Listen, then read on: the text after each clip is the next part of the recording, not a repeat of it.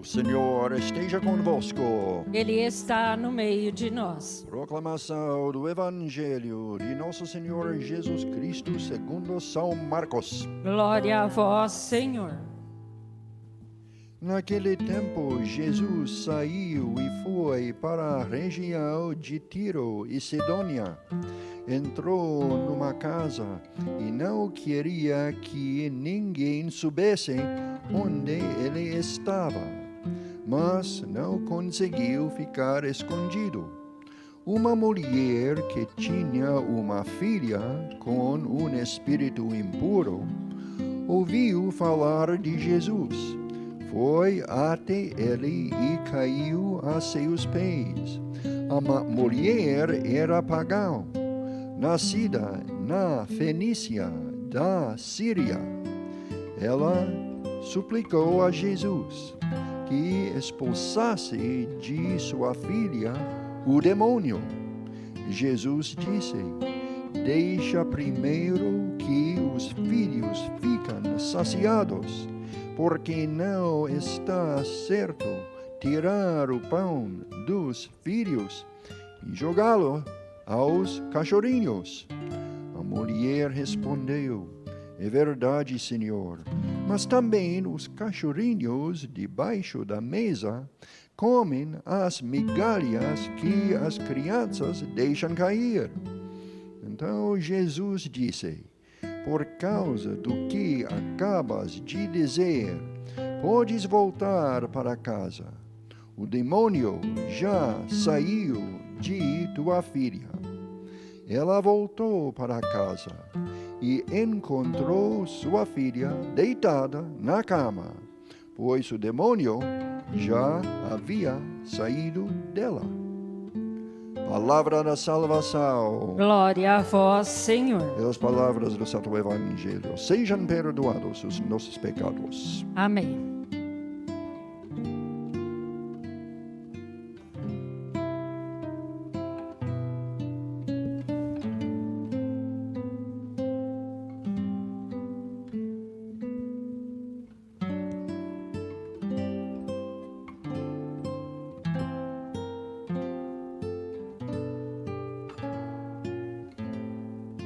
Meus irmãos e irmãs, temos na leitura do livro do Gênesis, capítulo 2, a narrativa agora da criação da mulher. Interessante, o texto diz que Adão não tinha encontrado alguém como que o preenchesse em meio à variedade das criaturas. E aí então, durante o seu sono, Deus cria a mulher de uma de suas costelas. Caríssimos, devemos compreender a palavra de Deus. Ela é portadora da verdade, ao mesmo tempo utiliza figuras. Devemos entender a teologia do texto. O texto quer demonstrar a complementaridade entre homem e mulher no desígnio de Deus. Deus é o autor da existência humana, Ele é o Criador, como professamos no credo. E Ele criou o homem e mulher numa perspectiva de complementariedade. Por isso, diz a palavra, o homem deixará pai e mãe e se unirá à sua esposa. A beleza do matrimônio. E quando Jesus foi perguntado acerca do divórcio, capítulo 19 de Mateus, ele remete ao texto, à originalidade do desígnio de Deus, dizendo: no princípio não foi assim. Deus disse: o homem deixará pai e mãe e se unirá à sua esposa. Já não serão dois, mas uma só carne. A igreja acolhe, obviamente, todos os seus filhos, também os de segunda união. No entanto, ao mesmo tempo, ela mantém a convicção acerca do ensinamento de Cristo quanto ao matrimônio. Ela caminha numa perspectiva, caríssimos, de verdade e misericórdia. Ela é mãe de todos e acolhe a todos, como tem insistido o Papa Francisco. No entanto, ao mesmo tempo, ela é serva da palavra e, como tal, portadora da mensagem de Cristo para o mundo, inclusive a verdade acerca do matrimônio cristão. No Santo Evangelho, temos essa passagem dessa mulher Ciro-fenícia, que vai até Jesus pedindo por sua filha, que era oprimida pelo demônio. O desígnio de Deus, conforme está na palavra, é que todos os homens se salvem e cheguem ao conhecimento da verdade. Deus, que criou a todos, deseja a salvação de todos. Você pode ter certeza, meu irmão, minha irmã, o maior propósito de Deus para a sua vida é a sua salvação eterna. Essa vida deve ser uma preparação. E ela é tão pequena em relação à eternidade. E Deus nos criou para a eternidade.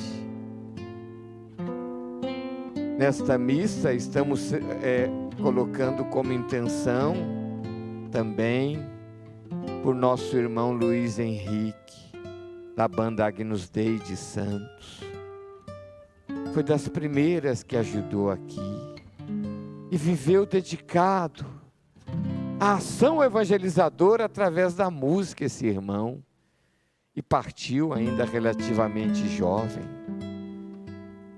Sentimos consolados quando um irmão, quando uma pessoa parte, e verificamos que ela caminhou com Deus, que ela viveu sua vocação batismal, se preparando para o encontro com Deus. A palavra de Deus diz: é vontade de Deus que todos os homens se salvem e cheguem ao conhecimento da verdade. E o catecismo afirma: não há, não houve e não haverá pessoa alguma pela qual Cristo não tenha dado a sua vida. Por todos, como repetimos em cada celebração eucarística, quando elevamos o cálice. Por todos. Mas, segundo a pedagogia do plano de Deus, Cristo ainda exerceu o ministério, o seu ministério na cena visível deste mundo, circunscrita mais em Israel, com algumas incursões em territórios pagãos, mas, segundo o desígnio de Deus, o seu ministério na história seria ainda em Israel. Por isso, há uma resistência de Nosso Senhor inicial, mas quando aquela mulher tem uma atitude de humildade, conquista o coração de Jesus e ele liberta a sua filha. E na sequência da história da salvação, Cristo dará a sua vida conhecida por todos. E depois, como temos nos Atos dos Apóstolos, o Evangelho irá transpor os muros do judaísmo e será anunciado também aos pagãos. E o ressuscitado, aparecendo aos seus apóstolos, dirá: ide pelo mundo inteiro, pregue o Evangelho a toda criatura. Quem crer e for batizado será salvo. Quem não crer será condenado. Ele é o Salvador. Por isso o empenho evangelizador da igreja. E o Papa São João Paulo II dizia que a evangelização está ainda, em certo sentido, nos seus inícios. Tantas nações que não têm o anúncio do Evangelho de uma forma mais extensiva. Por isso, a insistência dos nossos últimos papas na ação evangelizadora.